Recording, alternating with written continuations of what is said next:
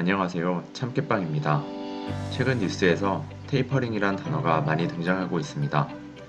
테이퍼링을 한다 안 한다 뉴스가 나올 때마다 주가가 오르기도 떨어지기도 하고 있습니다.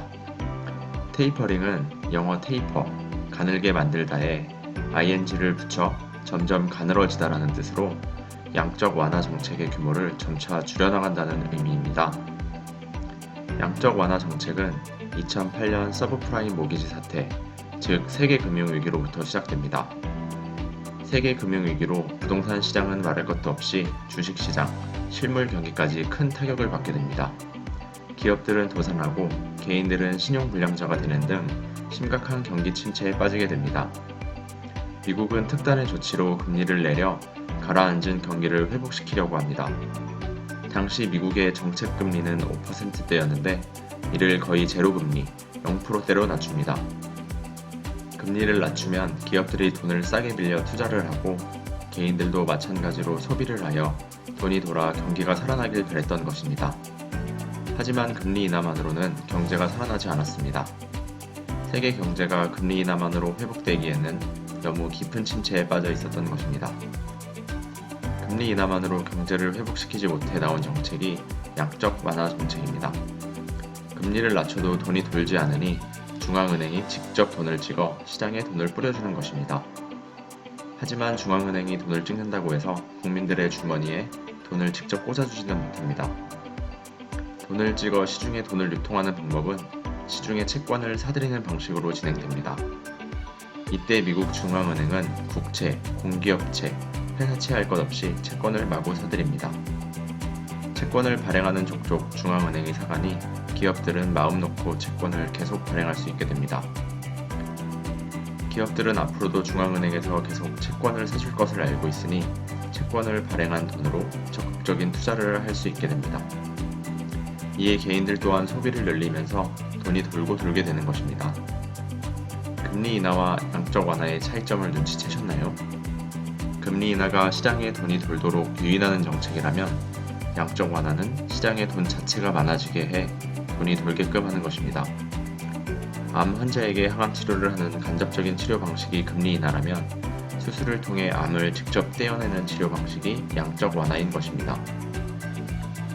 양적 완화로 세계 금융위기에서 좀 벗어나나 싶었는데 2020년 코로나 사태로 경제는 다시 한번 큰 위험에 빠지게 됩니다. 미국은 다시 한번 양적 완화 카드를 꺼내들게 되죠.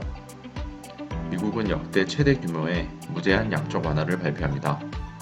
무제한으로 돈을 찍어내겠다는 것입니다. 미국은 1년에 약 1,500조 원어치의 채권을 사들이며 시중에 돈을 뿌리고 있습니다. 한국의 2020년도 1년 예산이 약 520조 원이었던 걸 생각해보면 정말 큰 돈을 뿌리고 있는 것입니다. 양적 완화라는 경기 부양 정책이 장점만 있느냐? 그것은 아닙니다. 시중에 돈을 많이 뿌리게 되면 인플레이션이 일어나게 됩니다. 물가가 오르는 것이지요. 돈을 무한정 뿌리니 시장에 돈이 너무 많아 돈의 가치가 낮아지게 됩니다. 어느 정도 용인되는 수준의 물가 상승은 괜찮습니다. 하지만 물가 오르는 속도가 개인이 돈을 버는 속도보다 높아지면 개인의 삶은 더 어려워지게 됩니다. 또 다른 단점은 부실한 기업들이 너무 많아진다는 것입니다. 누가 봐도 망할 만한 기업, 기술도 없고 수익도 못 내고 앞으로의 가능성도 없는 회사들이 양적 완화의 수혜를 받아 파산하지 않고 연명해 나가게 되는 것입니다. 경제에 전혀 도움이 되지 않을 기업이 돈을 쭉쭉 가져가니 비효율적인 시장이 되게 됩니다. 이에 연장선으로 돈이 너무 많이 풀리면 자산시장에 거품이 생기게 됩니다. 망했어야 할 기업이 투자를 받아 살아있는 것처럼 어떤 기업의 적정 주가는 만원인데 그 기업의 주가가 10만원, 20만원으로 오르는 것입니다. 건강한 경제를 만들려고 돈을 풀었는데 많은 단점들이 생겨나게 된 것입니다. 이런 이유로 미국은 양적 완화를 줄여나갈 계획을 하게 됩니다. 즉 테이퍼링을 하게 되는 것이지요. 테이퍼링을 시작하면 양적 완화와는 반대되는 현상들이 일어나게 됩니다. 중앙은행은 채권을 매입하던 것을 멈추고 기업들은 투자를 줄이고 개인들은 소비를 줄이게 됩니다. 사회 전체적으로 투자와 소비가 감소해 경제활동이 둔화되기 시작하는 것입니다. 경제활동이 둔화되면 주가는 물론 부동산 가격도 빠질 수밖에 없습니다. 즉 테이퍼링은 경제 상황이 충분히 좋아졌다고 판단되었을 때 진행이 되어야 합니다. 양적 완화로 어렵게 끌어올려 놓은 경제를 다시 망가뜨리면 그 손해가 엄청나기 때문입니다.